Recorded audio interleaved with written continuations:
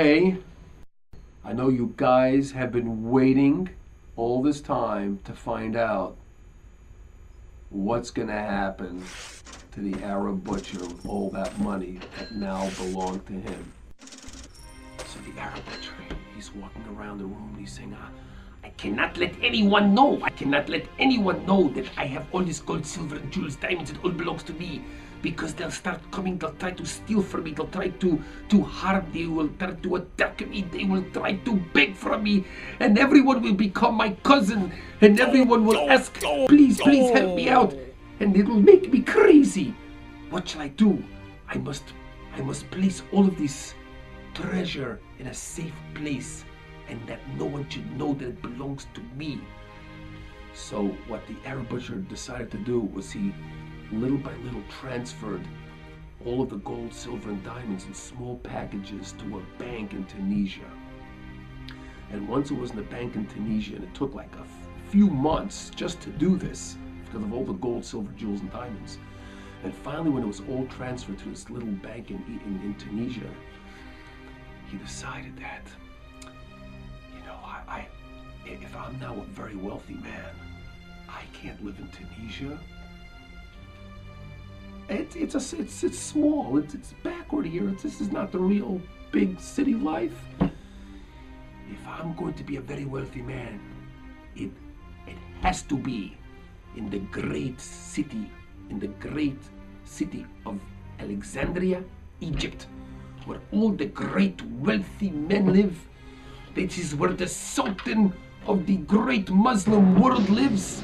The Sultan Ahmad. I need a job. He lives there. All the great wealthy Muslims live there. That is where I am going to live, with the great wealthy people. So finally, he was able to get the Bank of Tunisia to transfer a lot of the gold, silver, jewels, diamonds safely to the bank in Egypt. And then he told his wife how wealthy they were. And finally, after she recovered from the emergency room from fainting, they packed up all their clothes and belonging and everything that they owned, and they traveled. No, they didn't do that. It's because they didn't need that stuff anymore. Everything they had was rags, and they had everything they had was broken or used. They had even their pets were broken. They had like a damaged cat that couldn't meow, and they had like a bird, a parrot that was supposed to talk, but it couldn't talk, so they brought it to a speech therapist, and even that didn't help. So they said, you know what, we're not going to take anything with us because we don't need it. We're going to buy all new things when we get to Egypt. And that's what they did. So they traveled all the way to Egypt, and with the new money they used from the bank, he built himself a huge, beautiful palace that rivaled even the Sultan's palace. And of course, when the Sultan found out that this new wealthy man from Tunisia moved in, the Arab butcher, so they became good friends.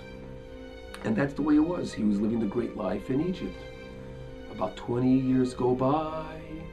Back in Tunisia, the Chacham Yosef was now very old, and he gathered all of his people, all of his congregants, all of the people in the shul, all the people in the community, and he told them the following. He said, everyone knows that I've been here serving you for many years faithfully.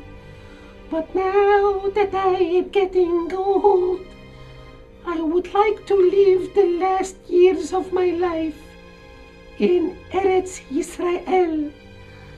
I would like to go there and live out my life there. So I am calling you all together today to tell you that I am moving to Eretz Yisrael. People of us were very upset, they were very sad, but they understood. The great rabbi wants to live out his life in the land of Israel. So they make a big party for him, and they make a great farewell party for the great Chacham Yosef, who lived in the community for so many years and helped so many people with advice and with blessings. Even the Arabs came to wish him well, and he gets into in his wagon and with a caravan of people, And they all begin their journey from Tunisia to Eretz Yisrael. Of course, it took them through many different cities, many different countries. They stopped, and wherever they stopped, they made a great party. Meanwhile, back in Egypt, this is already 20 years later, the Arab butcher, he's living a great life of luxury. He has all the camels, all the donkeys. He's got a swimming pool, and he goes on trips, and he takes vacations, and his wife gets whatever she wants, jewelry, dresses. They married off their daughter to a wealthy young man, and everyone is just really happy there. However, the Sultan, the great, powerful Sultan of Egypt, Sultan Ahmed, I need a job. He's furious, and he walks in one day into his palace. The great, powerful Ahmed, the Sultan of Egypt, the great ruler of the Muslim world, walks into his palace, and he gets onto his throne, and he makes a powerful declaration, and he says, I'm very unhappy. I'm very unhappy because for some reason they're not making me any more parties. What happened to all my parties and all the balloons? I don't have any more parties. How come? And the advisor bows before the great Sultan, and he says, Your Highness, there is only one reason why you no longer have your fun parties, and that is because you no longer have any money, enough money to make all your parties. Well, I want to get more money. I need more money. Because I need more parties. I want to have some more fun. And I need to have more toys. So how are we going to get more money? Now, this advisor did not like the Jews. And whenever he could find anything to accuse the Jews of doing anything wrong, he would do so. And he said to himself, this was a great opportunity to make trouble for the Jews. So this evil advisor to the Sultan speaks up and he says, Your Highness, everyone knows that the Jews control much money in our kingdom. Everyone knows that the Jews have much wealth and they keep it to themselves. Although they look poor, they really are very wealthy. My suggestion to you, my great leader, is to send a letter to the Jewish community and threaten them that they do not come up with 500,000 guldens. Then you shall expel them from Egypt. Then you will see how fast they will come up with the money.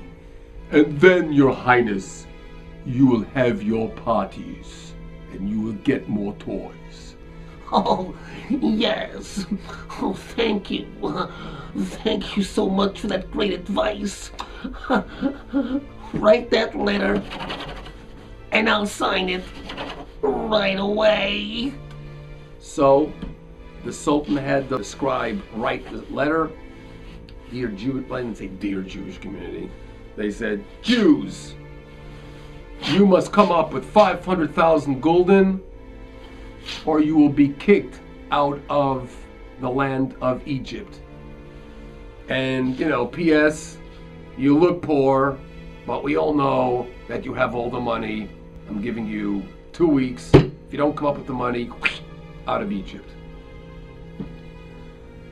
So the Jewish community, the rabbi, gets the letter that was delivered to his house, and the rabbi looks at the letter and he starts to cry.